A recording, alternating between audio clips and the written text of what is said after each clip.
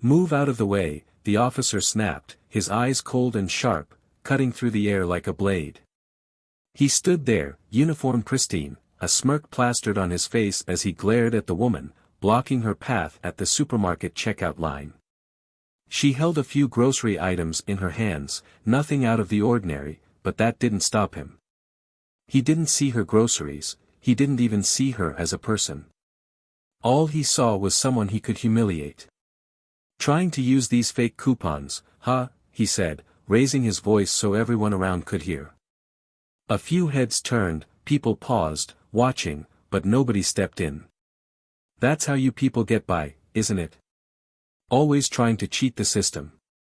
She froze, her eyes wide, disbelief mixing with a flash of anger. She wasn't trying to cheat anything.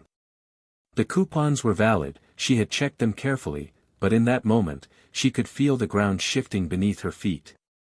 This wasn't about coupons anymore. It was about power, and he was making sure everyone saw who had it and who didn't. Sir, I'm just trying to pay for my groceries, she said, her voice calm, but trembling slightly, trying to hold on to her dignity. But he wasn't listening. He stepped closer, towering over her, his smile widening as if he was enjoying every second of this. Of course you are, he sneered, leaning in, but I'm not sure we want your kind here, you understand? So why don't you just put those down and leave before I have to make this official? For a second, there was silence, thick and heavy, as if the whole store was holding its breath, waiting to see what would happen next. She stood there, rooted to the spot, trying to decide whether to push back or walk away. She could feel all the eyes on her, judging, whispering, and in that moment, she felt small. Helpless. But then, something shifted. As she opened her mouth to speak, determined to stand her ground, there was a sudden commotion at the entrance of the store. Someone was walking in, moving quickly, and as he approached, the officer's smirk faded, replaced by a look of confusion, then alarm. The man was wearing a dark suit, sharp and authoritative, and he was heading straight for them. Without hesitation, he stepped in between the woman and the officer, putting himself right in the middle of the standoff. For a moment, nobody said a word. The tension was thick, suffocating, and then the man spoke, his voice calm but filled with a quiet, deadly intensity. What's going on here? The officer hesitated, his bravado crumbling, as if he suddenly realized he had pushed too far. Nothing, he stammered, trying to recover, but it was clear to everyone around that something had shifted, that the tables were turning, and fast. Oh, it's something, the man said, stepping closer, his eyes locked on the officer's. I think it's time we had a little talk, don't you? The officer's eyes darted around, looking for a way out, but there was none. The man in the suit wasn't backing down, and suddenly, the power dynamic had changed completely. The woman was no longer the one on the defensive, and the officer could feel the control slipping through his fingers. It didn't take long for the whispers to spread, for phones to come out, recording everything, as the man in the suit began questioning the officer, digging deeper, and with each question, the officer grew more and more nervous. It was as if the floor was being pulled out from under him, and he was scrambling to keep his balance. But the man didn't stop. He pressed on, relentless, and soon it became clear why. This wasn't just about a simple confrontation in a supermarket. This was about something much, much bigger. The officer, now visibly shaken, tried to maintain his composure, but it was useless. The man in the suit wasn't just any bystander. He had authority, and he was using it. Why were you harassing her? The man asked, his tone still calm but now with an edge of steel. The officer tried to deny it, but his voice cracked, his words stumbling over themselves. You thought nobody would notice, didn't you? You thought you could get away with it. As the crowd around them grew, more people started to murmur, whispering, recording, the scene becoming a spectacle. And the officer, the one who had started this whole thing so confident, so sure of himself, was now the one on trial, exposed, with no place to hide. But then, just as he tried to find a way out, the man in the suit did something nobody expected. He pulled out a badge, flipping it open for everyone to see. It wasn't just any badge. It was a federal badge, and as it caught the light, the entire room seemed to gasp, as if collectively realizing that everything had just changed. "I'm with the FBI," he said, his eyes never leaving the officers, and suddenly, the officer's arrogance was replaced with sheer panic. "And I know exactly who you are." For a split second, the officer's face went pale, and then, like a dam breaking, the truth started pouring out. People in the crowd exchanged glances, some in shock, others nodding as if it all made sense now. The officer wasn't just a bully, he was hiding something dark, something he thought would never see the light of day. But now, under the gaze of the man in the suit, there was no escaping it. And as the realization hit him, the officer's confident mask shattered, leaving nothing but a man desperately trying to hold on to the last scraps of control. I don't know what you're talking about," he said, but his voice was weak, his words barely audible. "Oh, I think you do," the man said, stepping even closer, his voice dropping to a whisper, but still loud enough for the crowd to hear. "And I'm going to make sure everyone else does too." It was at that moment, with the whole supermarket watching, that the officer's past began to unravel. There were murmurs, people exchanging looks of disbelief as the man in the suit began listing off crimes, things the officer had done that nobody knew about, or at least, nobody had dared to speak up against. Corruption. Extortion. Violence. The kind of things that can only stay hidden for so long before they explode, and now, right here, in this ordinary grocery store, it was all coming to the surface. The officer's hands began to shake, his eyes wide with fear as he realized just how much trouble he was in. And the woman, the one who had been humiliated, stood there, watching, as the scales of justice began to tip back in her favor. She had felt powerless at the beginning, but now, she could see the end of this, and it wasn't going to be the way the officer had planned. But this was just the beginning. What did the man in the suit know? And how far was he willing to go to bring justice to light? One thing was for sure, the officer's days of hiding were over. And as the story unfolded, it became clear that the real confrontation was just starting, and it was about to get a whole lot more intense. So, what exactly did the man in the suit find? What secrets were hidden behind the officer's uniform, and how far would this clash of power and justice go? Stay tuned, because this story is just getting started, and trust me, you won't believe how it ends. Hey, what's up? Before we dive into today's story, we just want to take a moment to say something important. Here on Plow of Twist, we stand firmly against any form of racism, discrimination, or hate. We believe in equality, respect, and justice for everyone, no matter who you are or where you come from. We hope that stories like this one can shed light on real issues and spark conversations that lead to change.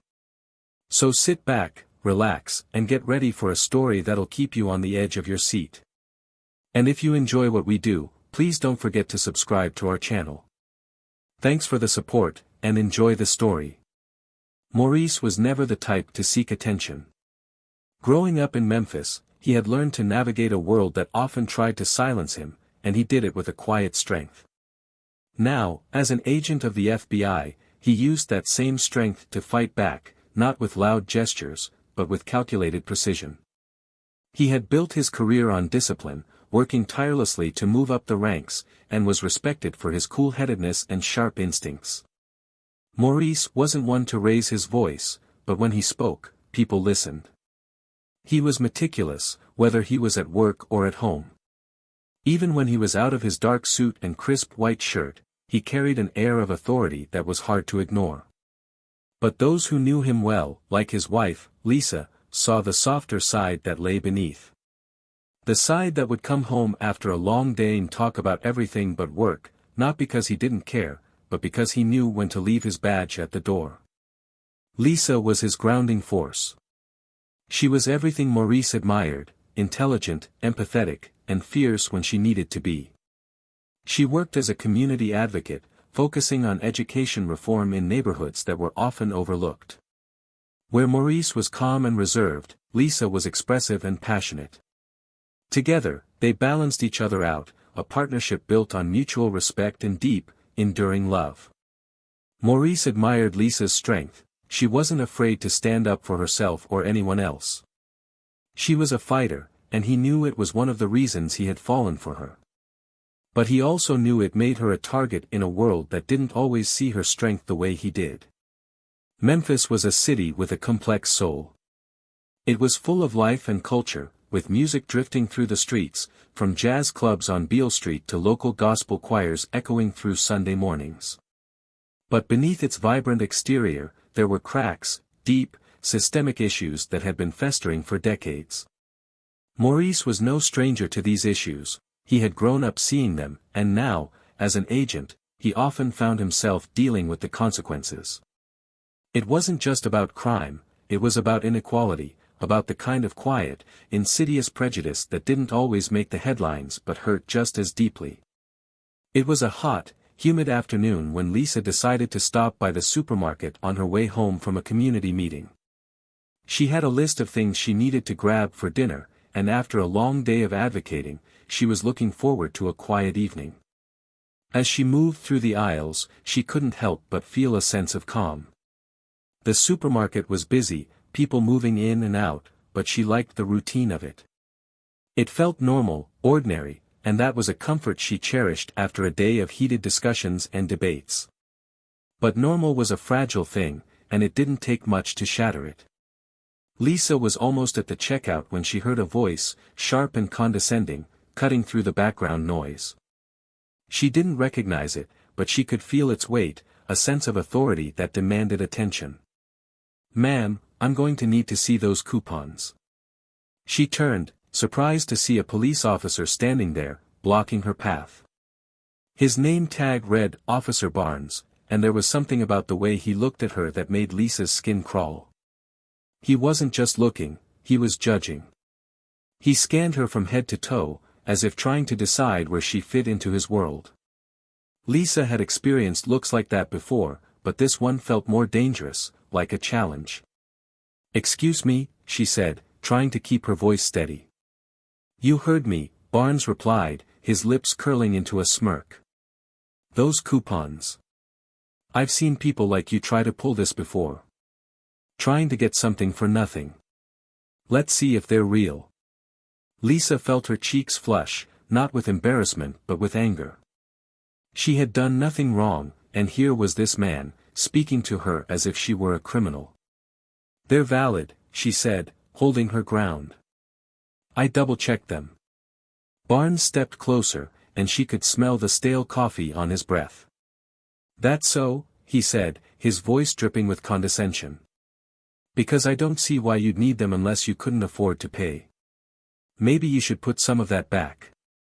The words stung, not because of what they meant but because of how he said them. It wasn't about the coupons, it was about making her feel small, less than. Lisa's mind raced, trying to think of the best way to handle the situation.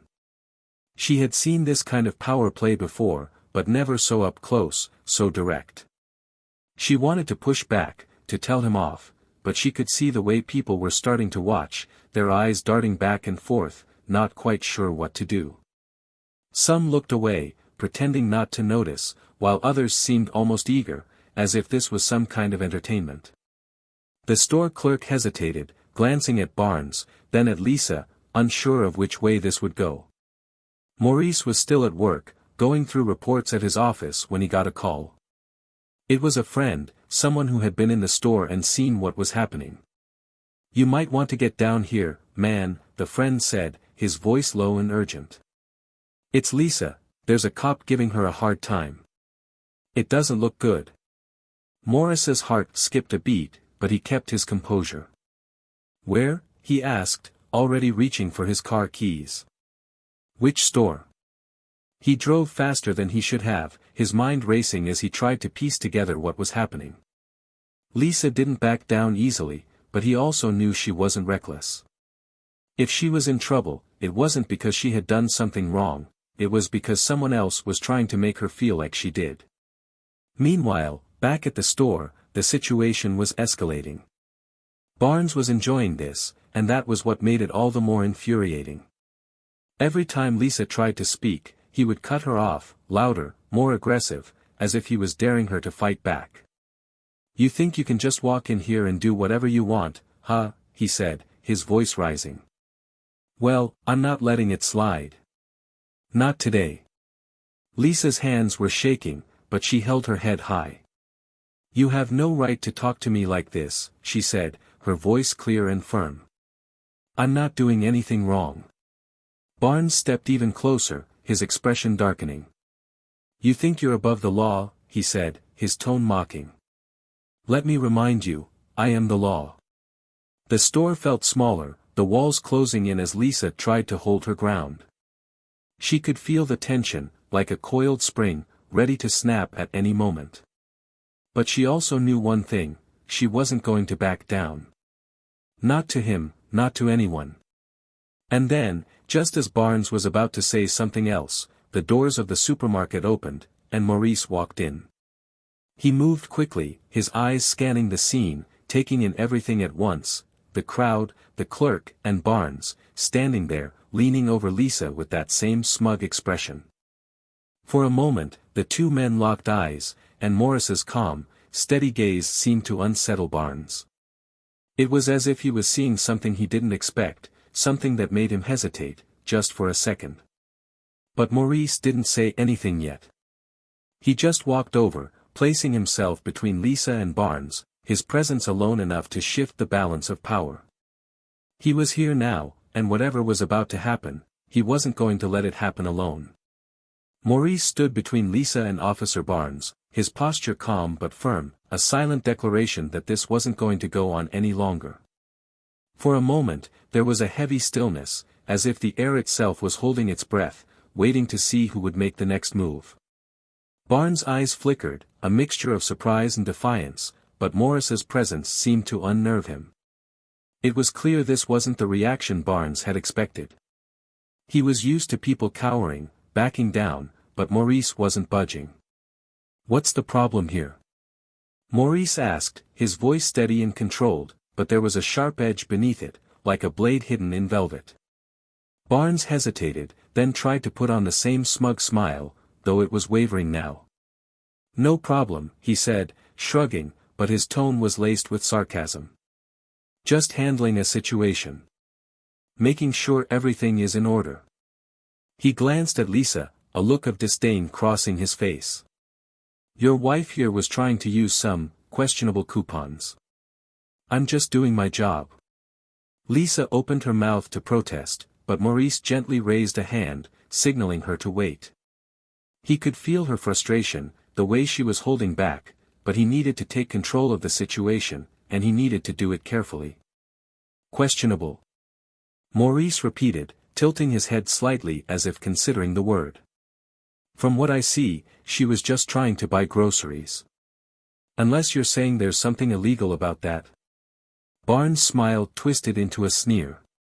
"Look, I don't know who you think you are, but I'm the one in charge here," he said, stepping forward, trying to reassert his authority.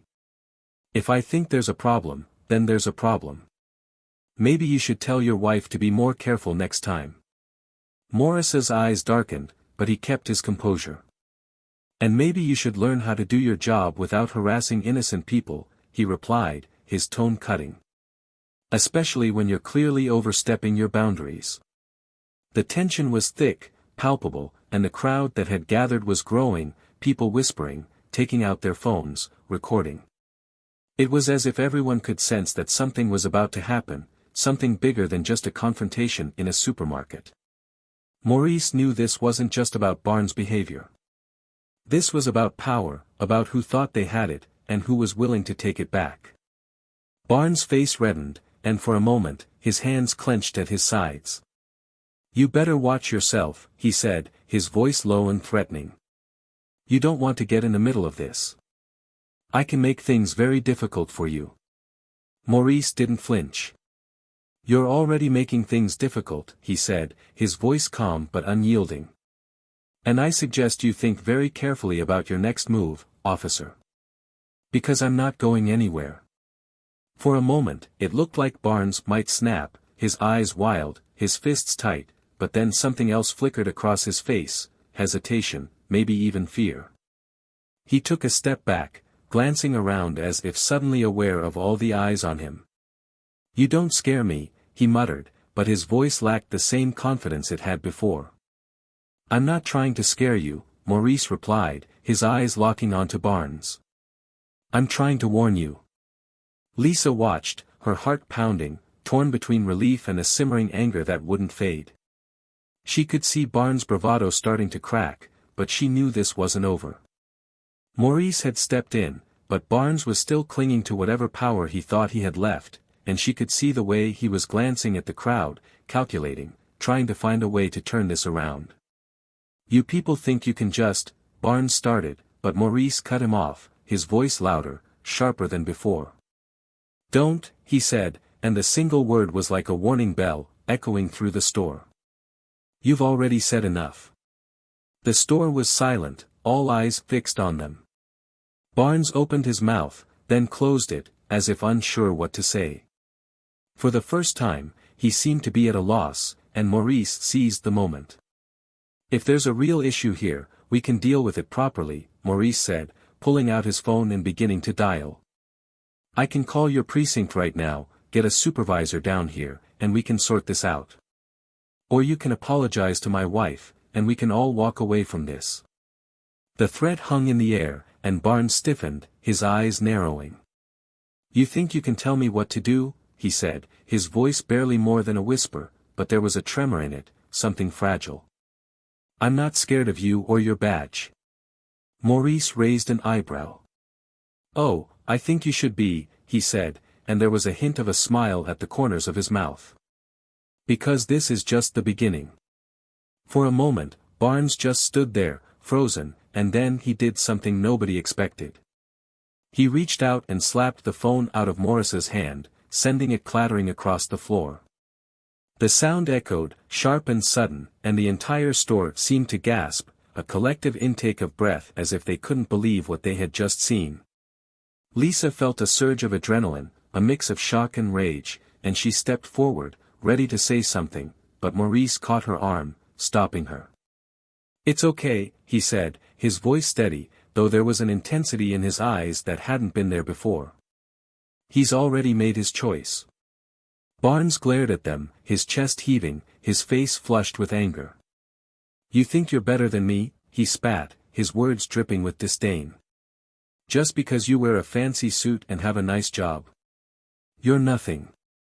You and your wife, you're just, enough," Maurice said, his voice like steel, and for the first time, Barnes seemed to falter. "This isn't about who's better.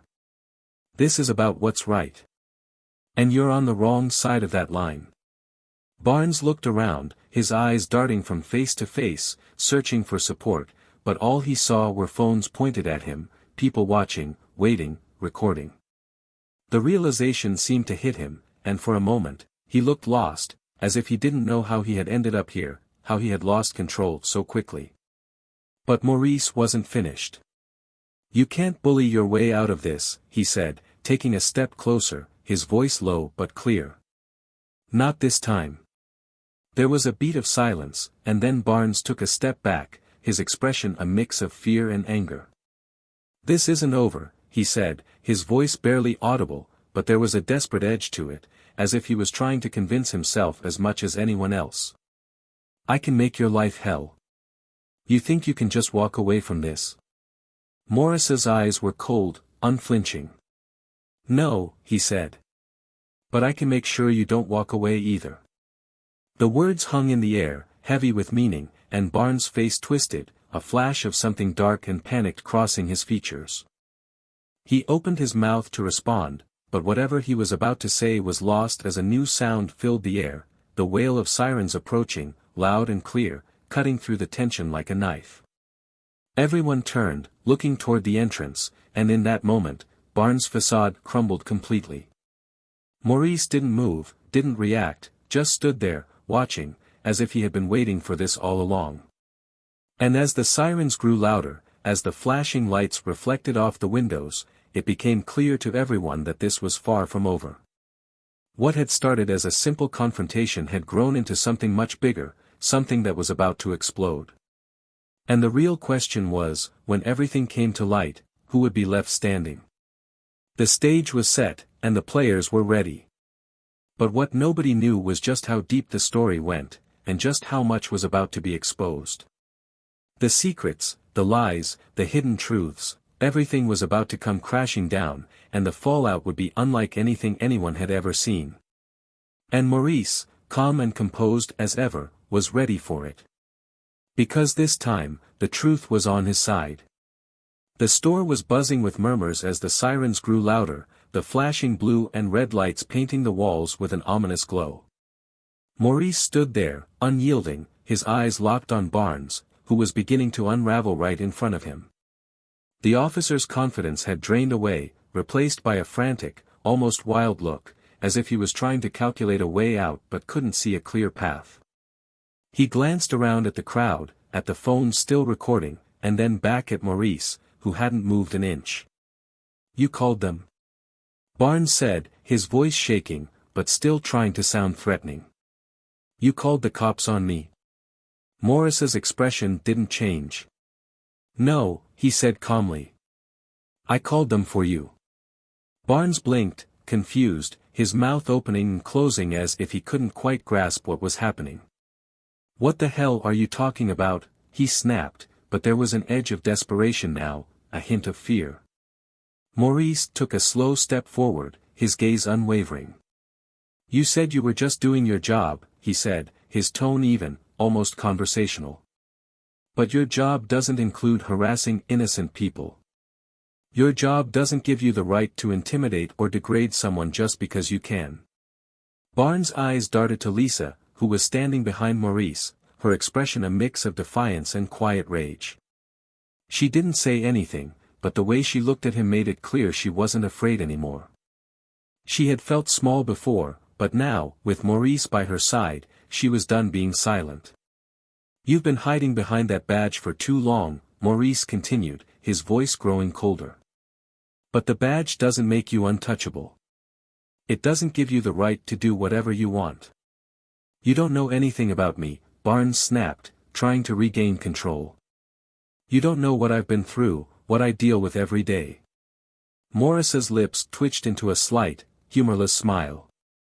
"Oh, I know more than you think," he said, his voice dropping to a near whisper, but loud enough for everyone to hear. "I know exactly who you are, Officer Barnes.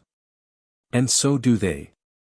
At that moment, two uniformed police officers walked into the store, their eyes scanning the scene before focusing on Barnes. One of them, a tall man with a stern expression, stepped forward, and Maurice could see a flicker of recognition pass between him and Barnes. "We got a call about an incident," the officer said, his voice steady but firm. "Officer Barnes, what's going on here?"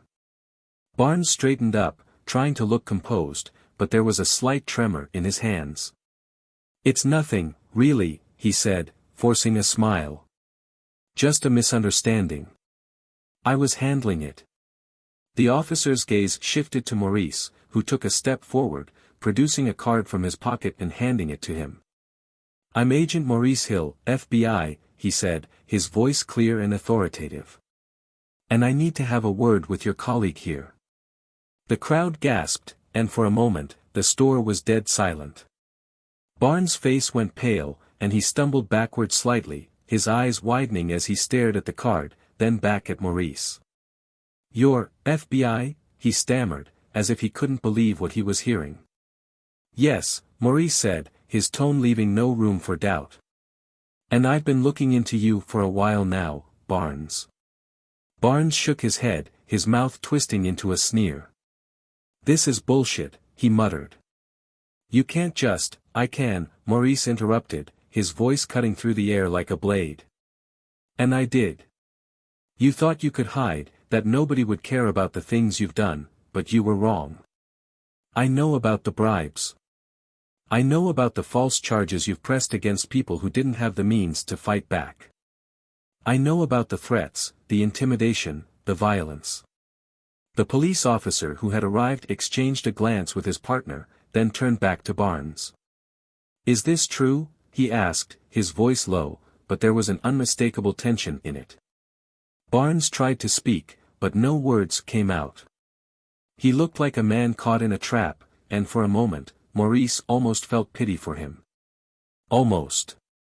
Maurice turned to the crowd, making sure his voice carried to every corner of the store. How many of you have been mistreated by this man? He asked, his eyes scanning the faces, some of them familiar, others strangers. How many of you have been humiliated, threatened, or forced to comply because he had a badge and thought he could get away with it? There was a murmur, a low rumble of agreement, and then, slowly, one hand went up. Then another. And another.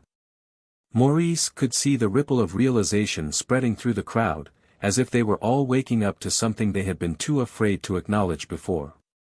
This isn't just about what happened today, Maurice said, his voice strong, steady.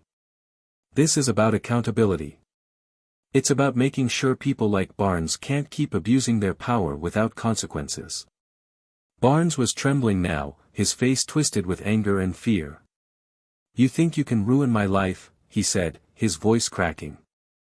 You think you can just walk in here and, you ruined your own life, Maurice replied, his voice icy.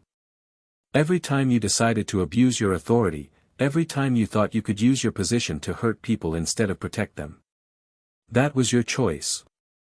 The police officers stepped forward, and Barnes flinched, as if expecting to be handcuffed then and there. Wait, he said, raising his hands defensively. You don't understand. It's not what it looks like.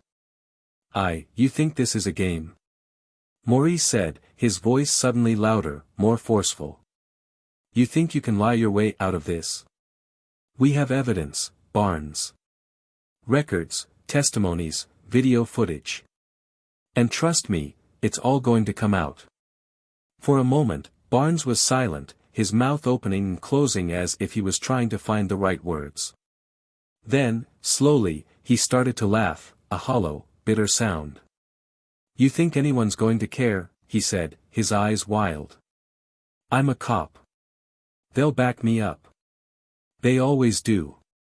Maurice took a step closer, his expression hardening. Not this time, he said. Because I've made sure they can't. I've already talked to your precinct. I've talked to the DA. And they know exactly what kind of person you are. Barnes' smile faltered, and for the first time, Maurice saw real fear in his eyes. No, he whispered, shaking his head. No, you can't. Yes, I can, Maurice said, his voice low but firm. And I will. The police officers stepped forward again, and this time, Barnes didn't resist. He let them take his hands, his eyes blank, as if he was finally realizing that this was really happening, that there was no escape. The crowd was silent, watching as he was led away, the weight of what they had just witnessed sinking in. As Barnes was escorted out of the store, Maurice turned to Lisa, who had been standing quietly, her hands clenched at her sides. Are you okay? He asked, his voice soft, the hard edge gone now, replaced by concern. She nodded, but there were tears in her eyes, not of sadness, but of relief. I'm okay, she said, her voice barely above a whisper. Thank you. Maurice reached out, taking her hand in his, and for a moment, they just stood there, letting the chaos around them fade away. It had been a long, painful road, but they had made it through. And Maurice knew, as he looked at the woman he loved, that this wasn't just about Barnes. This was about all the times people like him thought they could get away with it, and all the times they wouldn't, because people like Maurice and Lisa would be there to fight back. As they turned to leave, one of the officers approached Maurice. Agent Hill, he said, his tone respectful. I don't think I've ever seen someone stand up to Barnes like that. We've heard rumors, but, he hesitated, as if searching for the right words. Thank you. For doing what we couldn't. Maurice nodded, but he didn't smile. This isn't over, he said, glancing back at the entrance where Barnes had been taken. There are others. We have to make sure this doesn't stop here. The officer nodded. If you need anything, let us know. We'll be there. As Maurice and Lisa walked out of the store, the air outside felt different, lighter, as if a storm had finally passed. But Maurice knew that the fight was far from over. They had won this battle, but there would be others, and they would be ready. But for now, as they walked hand in hand through the parking lot, there was a sense of peace, a feeling that justice, even in its smallest form, was possible. And as the sun began to set over Memphis, Maurice couldn't help but think that maybe, just maybe, things were starting to change. The question that hung in the air, though, was how far Barnes' reach went, and how many more were like him, hiding behind their badges, waiting for their turn to fall. That was a question Maurice was determined to find the answer to, no matter what it took. As Maurice and Lisa stepped out of the supermarket, they were greeted by a crowd that had gathered outside, drawn by the commotion and the flashing lights of the patrol cars. There was a buzz in the air, a mix of curiosity, concern, and something else, a sense of hope, perhaps. For so long, people like Barnes had acted with impunity, but today, something had changed. People could feel it. Maurice felt Lisa's hand tighten in his as they walked, and he glanced over at her, catching the determined set of her jaw. She had been through hell in there, forced to endure the humiliation and aggression of a man who thought he could get away with it. But she hadn't broken. She was still standing, and now she was ready to see this through. "You did it," she said softly, her voice filled with a mix of pride and relief. "You really did it." Maurice shook his head slightly. "Not yet," he replied, his voice low, almost as if he was speaking to himself. This was just the beginning. As they approached their car, a man stepped out from the crowd, his face serious. Maurice recognized him immediately. It was Detective Harris, someone he had worked with a few times before on local cases. Harris was known for being straightforward, no nonsense, and he had a reputation for not backing down from a fight, especially when it came to corruption within the force. "Agent Hill," Harris said, nodding in acknowledgement. "I heard about what happened inside. I wanted to speak with you, if you have a moment." Maurice nodded, gesturing for Lisa to wait by the car. She hesitated, then gave him a small nod, understanding that this conversation was important. Harris motioned for Maurice to follow him to the side, away from the murmuring crowd. "I'll be straight with you," Harris began, his voice quiet but intense. "Barnes isn't the only one. We've had complaints about him before, but nothing ever stuck. Every time we tried to dig, it was like running into a brick wall. But it's not just him, there are others, higher up. People who've been covering for him, making sure he stays protected." Maurice listened, his jaw tightening. He had suspected as much. Barnes' arrogance didn't come from nowhere, it was built on a system that allowed him to act without consequence. "So, what you're saying is, this goes deeper than just one bad cop," Maurice said, his tone flat but edged with tension. Harris nodded. "Deeper than you can imagine. And if you want to bring him down, really bring him down, you're going to need more than just the footage from today. You need to cut the head off the snake, not just swat at the tail." For a moment, Maurice was silent, processing the weight of what Harris was telling him. "What do you need from me?" he finally asked, his voice steady. Harris took a deep breath. "We need someone who can get the evidence we can't. Internal affairs is practically useless, every time they start an investigation, it gets shut down. But you, as an FBI agent, you have jurisdiction. You can pull files, get access to records that have been buried. If we can expose what Barnes and his people have been doing, we might just be able to tear the whole operation down." Maurice considered Harris's words, the enormity of what he was suggesting sinking in. This wasn't just about getting justice for Lisa anymore. It was about dismantling a system that allowed people like Barnes to thrive. "I'll do it," he said, his voice resolute. "But I need to know you're in this with me. I can't do it alone." Harris met his gaze, and for a moment, Maurice saw a flicker of something, determination, but also fear. "I'm in," Harris said, his voice firm. But we have to be smart about this. Barnes isn't going to go down without a fight, and he's got friends who are just as dirty as he is. As they spoke, Maurice felt his phone vibrate in his pocket. He pulled it out and saw a message from an unknown number. "I know what you're doing. Stop now, or you'll regret it." Morris's eyes narrowed as he read the message, and he could feel the tension coiling inside him like a spring. He had expected pushback, but not this quickly. "What is it?" Harris asked, noticing the change in Morris's expression. Maurice showed him the message, and Harris's face darkened. "They're already trying to scare you off," he said. "That means you're on the right track." Maurice put the phone back in his pocket, his mind already working. "They can try," he said quietly, but there was a fire in his eyes now, something that hadn't been there before. "But they have no idea who they're dealing with." The next morning, Maurice sat in his office, his computer screen filled with files, documents, and case reports. He had spent the entire night combing through records, looking for patterns, connections, anything that could link Barnes to a larger network of corruption. It was tedious work, but Maurice had always been good at finding the details that others missed. And slowly, a picture was starting to emerge. There were payments, subtle but consistent, to an account that belonged to a consulting firm with no clear business. There were cases that had been closed too quickly, suspects released without charges, and complaints against officers that had mysteriously disappeared. It was all connected, like pieces of a puzzle, and Maurice was beginning to see the outline of the full picture. But as he worked, he couldn't shake the feeling that he was being watched. The message from the night before had been a warning, but it was also a challenge, and Maurice knew that whoever had sent it wasn't going to back off easily. He was getting close, and that meant things were going to get dangerous. Just as he was about to dig deeper, his office phone rang.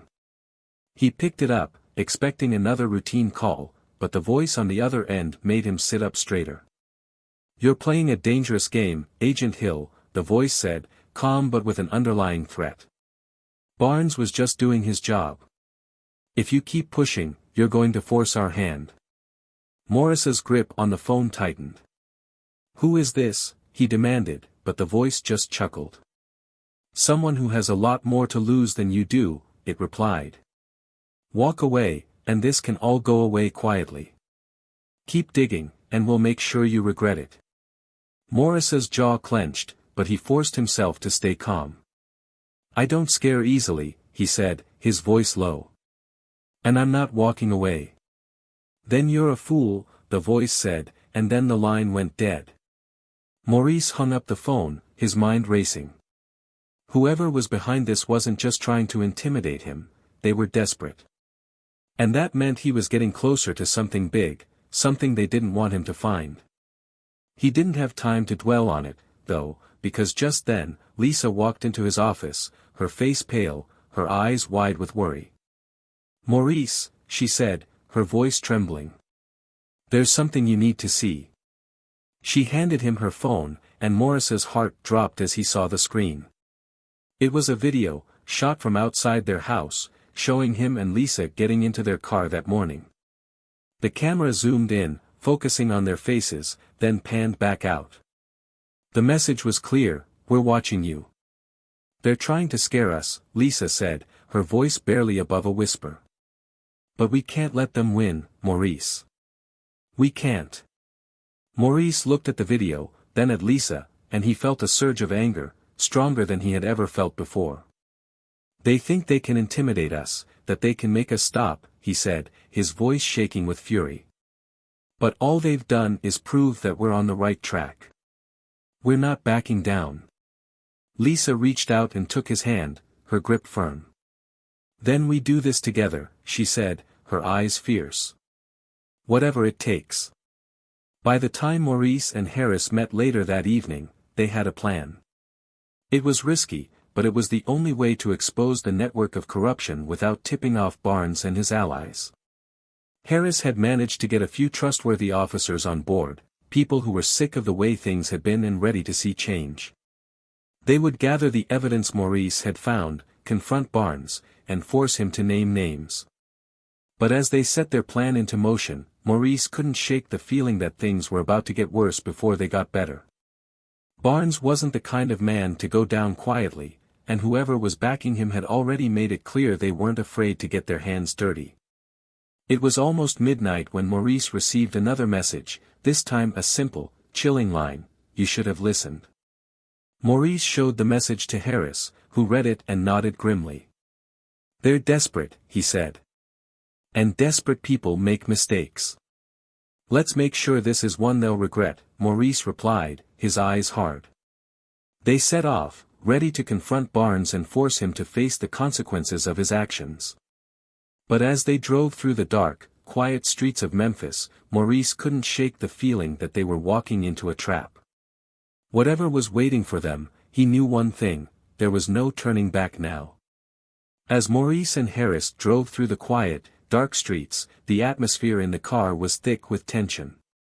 The city was eerily calm, as if it was holding its breath, waiting for what was about to unfold. Maurice could feel the weight of what they were about to do pressing down on him, but he was determined. He had spent too long watching people like Barnes abuse their power, and now he had the chance to make it right. There was no room for hesitation. They arrived at the precinct, where Harris had arranged a late-night meeting in a secured office. Maurice had spent the past hours preparing, gathering the documents, messages, and evidence that painted a damning picture of Barnes' corruption. There was no way Barnes would be able to talk his way out of this, not with the mountain of proof that was about to be laid out in front of him. But Maurice knew that the real challenge wasn't just confronting Barnes, it was making sure the truth saw the light of day.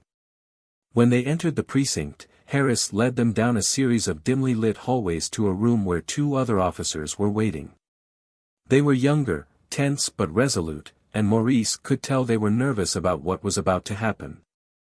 This wasn't just about exposing a corrupt cop, it was about challenging a system that had protected men like Barnes for years. "Everyone ready?" Harris asked, his voice low but firm. The officers nodded, and Maurice saw a flicker of determination in their eyes. They weren't just here because they had been told to be, they wanted this to end as much as he did. "Barnes will be here any minute," Harris continued, glancing at his watch.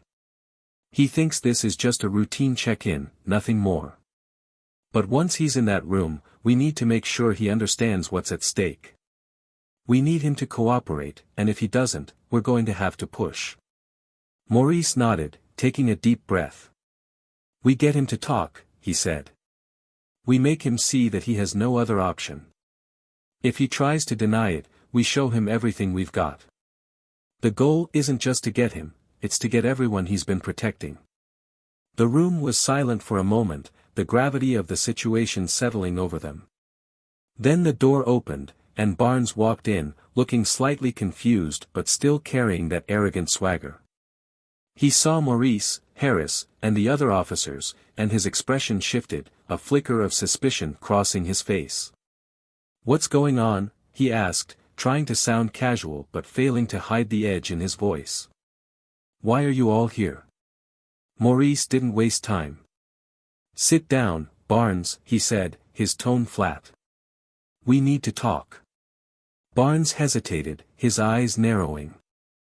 "I don't have anything to say to you," he replied, but Maurice could see the uncertainty creeping in. He didn't know what was coming, and that made him nervous. "Then listen," Maurice said, sliding a folder across the table toward him. "That's a collection of every questionable action you've taken over the past few years. Bribes, false arrests, evidence tampering, it's all there. We have witnesses, bank records, video footage.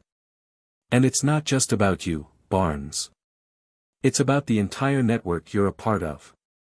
Barnes' face went pale, and for a moment, he looked like he was going to bolt, but he forced himself to stay seated.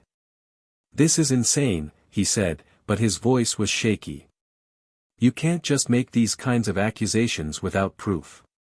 "Oh, we have proof," Harris said, leaning forward, his eyes locked on Barnes. "And if you want to see it all plastered across every news station in the city, keep playing dumb. Or you can start talking and tell us who else is involved. You cooperate, and maybe we can work something out." Barnes was silent, his mind clearly racing. Maurice could see the battle happening behind his eyes, the struggle between pride and self-preservation. For years, Barnes had operated with impunity, thinking he was untouchable. Now, he was realizing just how wrong he had been, and Maurice could almost see the gears turning in his head as he tried to figure out a way to wriggle out of this. "You don't understand how things work," Barnes said finally, his voice low, almost a whisper. "If I talk, I'm done. They'll make sure I disappear, and nobody will ever know the truth. This isn't just about me. There are people out there who will make sure this goes away." Maurice leaned back, studying Barnes, trying to gauge how far he could push. "You're already done, Barnes," he said quietly. "Whether you talk or not, we're going to expose this. The only choice you have is how it ends for you. You can go down as the guy who took the fall for everyone else, or you can start naming names and give us what we need to take them down too." Barnes swallowed, and Maurice could see the fear in his eyes. This was a man who had built his entire life on control, on using fear to manipulate those around him. Now, he was the one who was afraid, and it was tearing him apart. "I can't," Barnes whispered, almost to himself. "You don't know what they'll do." Harris spoke up, his voice soft but firm. "They're not the ones sitting in this room right now. We are. And if you don't cooperate, you'll be facing charges that could put you away for decades. Think about your family, your future. This is your last chance." Barnes' hands were shaking as he reached for the folder, flipping it open and scanning the pages. Maurice watched as his eyes moved over the evidence, his face growing paler with each line. It was clear that he hadn't expected them to have so much, that he had underestimated just how deep their investigation had gone. Finally, Barnes closed the folder, his hands still trembling. "What do you want to know?" he said, his voice barely audible, but there was a resignation in it, a recognition that he was cornered and there was no way out. "Start with the names," Maurice said, his voice steady. "Who's been protecting you? Who's been helping you cover this up?" Barnes hesitated, and Maurice could see the internal struggle, the fear of betrayal clashing with the realization that he was out of options. "There are people in the precinct," he said slowly, his eyes darting nervously around the room. "Higher-ups. They've been, making sure certain things don't get out. And it's not just them. There are people outside the force, people with connections." "Names," Maurice pressed, his voice firm. "Give us the names." Barnes hesitated for a moment longer, then he began to speak, each name coming out like a confession, a piece of a puzzle that Maurice and Harris had been trying to put together for months. Maurice could see the other officers in the room exchanging glances, their expressions grim. This was bigger than they had imagined, and each name that Barnes revealed added to the weight of what they were uncovering. When Barnes finally finished, he looked up at Maurice, his eyes hollow. "Is that enough?" he asked, his voice shaking. "Will that get me out of this?" Maurice didn't answer right away. He had gotten what he needed, but there was something deeply unsettling about the way Barnes was trying to bargain, as if he still thought he could make a deal. "We'll see," Maurice said finally, his voice cold. "But understand this, Barnes, this isn't just about you anymore. This is about making sure this doesn't happen again. And if that means taking down every single person you just named, then that's exactly what we're going to do." Barnes slumped back in his chair, defeated, and for a moment, Maurice felt a pang of something close to pity. But he pushed it aside. Barnes had chosen this path, and now he was facing the consequences. As Harris began making calls, arranging for the information to be documented and for the other names to be investigated, Maurice stepped outside, the cool night air hitting his face like a slap. He took a deep breath, trying to clear his mind, but the events of the night kept replaying over and over. Lisa was waiting for him outside, leaning against the car. She had insisted on coming, even though Maurice had warned her it might not be safe. But she had stood her ground, just like she always did, and Maurice knew that he wouldn't have been able to do any of this without her. "How did it go?" she asked, her voice quiet but filled with concern. "We got him," Maurice said, but there was no triumph in his voice, only a weary satisfaction. "He talked. Gave us the names we needed. It's going to be a long fight, but we have what we need to bring this to light." Lisa's eyes softened, and she stepped closer, placing a hand on his arm. "I'm proud of you," she said, her voice barely above a whisper. "I know this wasn't easy." Maurice nodded, but he didn't say anything. He wasn't sure what to feel, now that it was over. Relief? Anger? He had spent so long fighting to get to this moment, and now that it was here, all he could think about was how much more there was still to do. As they stood there, the night stretching out around them, Morris's phone buzzed with another message. He pulled it out, expecting another threat, but instead, it was a simple message from Harris: "Good work. It's not over, but we're closer than we've ever been." Maurice read the message, then looked up at the stars, twinkling faintly in the dark sky. He didn't know what tomorrow would bring, but for the first time in a long time, he felt like they were moving in the right direction. And no matter how hard Barnes or anyone else tried to stop them, they weren't going to give up. Not now, not ever. The days that followed were a whirlwind of chaos and revelations. Morris's plan, bolstered by Harris and the dedicated officers, had worked. The information extracted from Barnes was enough to trigger a full-scale investigation, not just within the precinct but across the city. One by one, the names he had given up were brought in for questioning, their secrets dragged into the light. Barnes' confession had been the first crack, and once it was made, everything started to crumble. Corrupt officers, shady business owners, even city officials who had turned a blind eye for the right price, all of them were exposed. The network that had shielded people like Barnes for years was torn apart, and there was no escaping the consequences. As the investigation unfolded, the media caught wind of it, and soon the story was everywhere. News channels aired reports of the arrests, the scandals, the betrayal of public trust.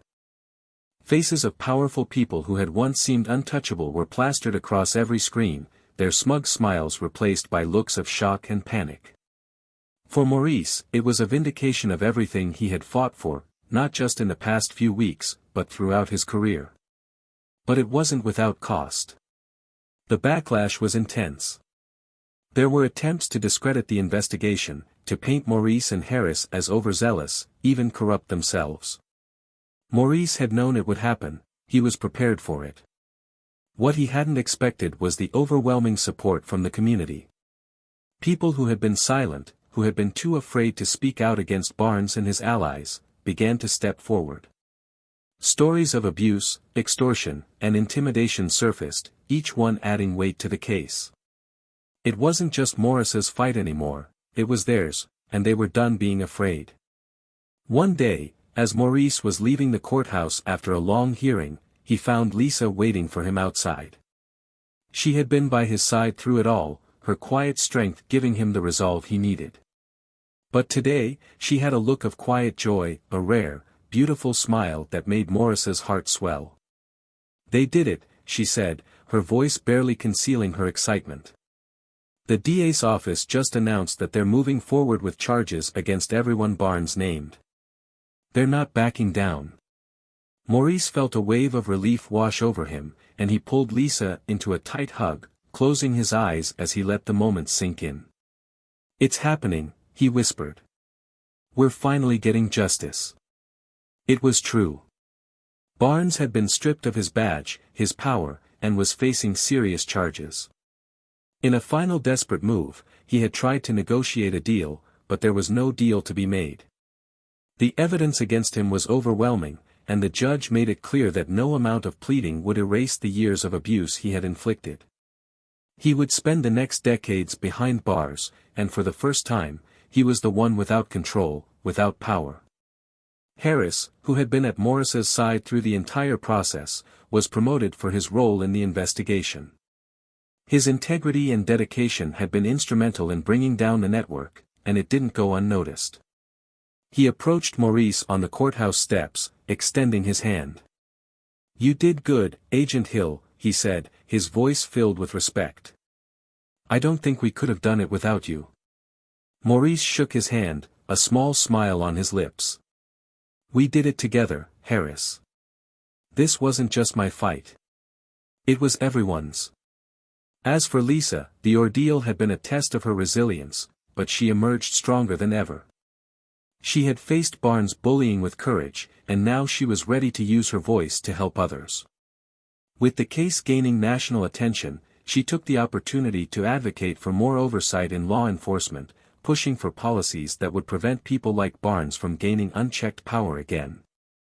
She was a fighter, and now she had a platform to make real change. For Maurice, the victory was bittersweet. He had set out to expose a corrupt officer, but what he found was a system that had allowed corruption to thrive. They had made a significant dent, but there was still so much more to do.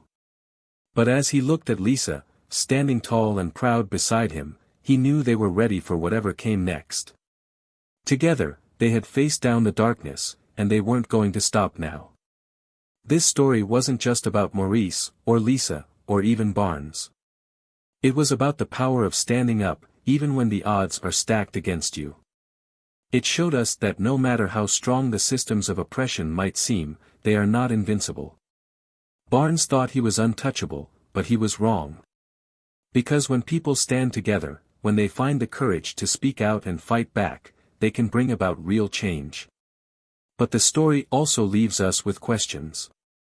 How many more are out there, hidden behind badges or titles, thinking they can act without consequences? How many more have suffered in silence, thinking there was no one to listen, no one to fight for them? Morris's fight was a victory, but it's a reminder that the fight for justice is ongoing, and it needs all of us to be vigilant, to stand up when it's hard, and to support those who do. What did you think of the story? Have you ever felt like you were up against something bigger than you, and what did you do about it? We'd love to hear your thoughts, your stories, your reflections. Leave a comment below and let's keep this conversation going. Because the more we talk, the more we understand, and the stronger we become together. If you enjoyed this story and want to hear more like it, please consider subscribing to our channel, Tales of Twist. We've got more stories that challenge, inspire, and surprise, and we'd love for you to be a part of it. Thanks for watching, and we'll see you next time.